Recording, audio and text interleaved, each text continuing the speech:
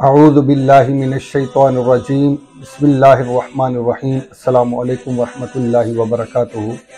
ہمارے آج کے اس سلسلہ حج و عمرہ میں جو آج کا سوال ہے وہ یہ ہے کہ حج کے فرائض کیا ہیں۔ حج کے فرائض کیا ہیں؟ تو حج کے کوئی 6 فرائض ہیں۔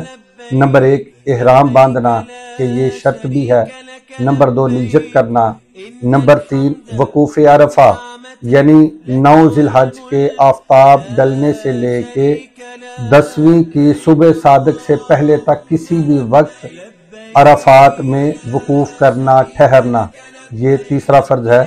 چوتھا فرض ہے طواف زیارت کا اکثر حصہ یعنی 4 پھیرے یہ مکمل کرنا، یہ فرض ہے، اور جبکہ اس کا طواف 7 پھیرے مکمل کرنا یہ واجب ہے۔ وقوف عرفہ اور طواف زیارت یہ دونوں حج کے ارکان بھی ہیں، اور اس میں وقوف عرفہ یہ حج کا رکن اعظم ہے، حج کا رکن اعظم ہے۔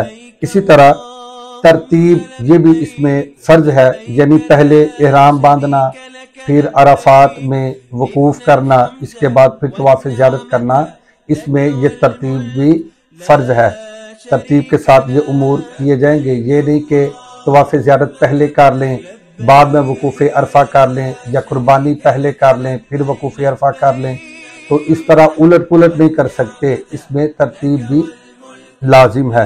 اسی طرح چھٹا جو فرض ہے وہ یہ ہے کہ مکان یعنی جگہ کا جو تعین کیا گیا ہے، جن جن ارکان کو جن جن جگہوں پر ادا کرنا یہ وارد ہوا ہے، انہی جگہوں پر ان ارکان کو ادا کرنا یہ بھی لازم ہے، یعنی وقوف عرفہ عرفات کی سرزمین میں ہی ہوگا، سوائے بطن عرفہ کے کہ یہ ایک جنگل یا نالا ہے، اس میں وقوف درست نہیں۔